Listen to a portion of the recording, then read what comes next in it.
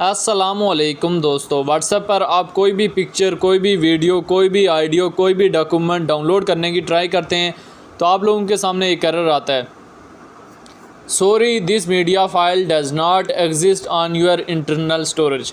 इसका मतलब क्या है?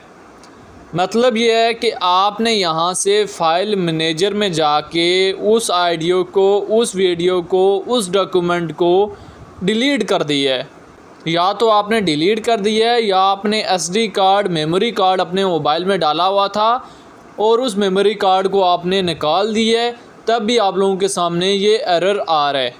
सबसे पहले आपने यहाँ से सेटिंग में जाना है और सेटिंग में आप लोग यहाँ से ऐप्स में चले जाएं और ऐप्स में आप लोगों ने यहाँ से व्हाट्सएप को ओपन कर देना है।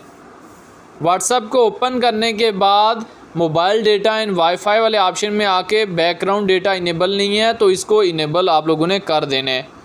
आप एक और काम कर सकते हैं कि गूगल फ़ोटोज़ में अपनी उस पिक्चर को, अपनी उस वीडियो को देख सकते हैं अगर आपने गूगल फ़ोटोज़ को इनेबल किया हुआ था पहले से। तो अगर आप उस फ़ोटो को, उस वीडियो को, उस ऑडियो को दोबारा लाना चाहते हैं तो इसका हल यही है कि या तो आप अपना एसडी कार्ड दोबारा डाल लें या तो आप अपने उस फ्रेंड से बोलें जिसने आपको वो फ़ोटो या पिक्चर सेंड की थी कि प्लीज़ रीसेंड अगेन, आप मुझे ये दोबारा सेंड करें, मुझसे ये डिलीट हो गई है। सेटिंग में आप लोगों ने एक और काम कर लेना है कि यहाँ से चैट वाले ऑप्शन के ऊपर क्लिक करके चैट बैकअप करके भी आप लोगों ने चेक कर लेना है।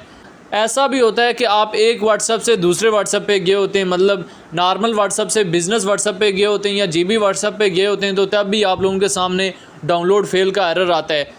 तो आपने चैट बैकअप करके भी ट्राई करना है। बेस्ट हाल यही है कि आपने उस फ्रेंड को बोलें कि आप मुझे ये पिक्चर दोबारा सेंड कर लें।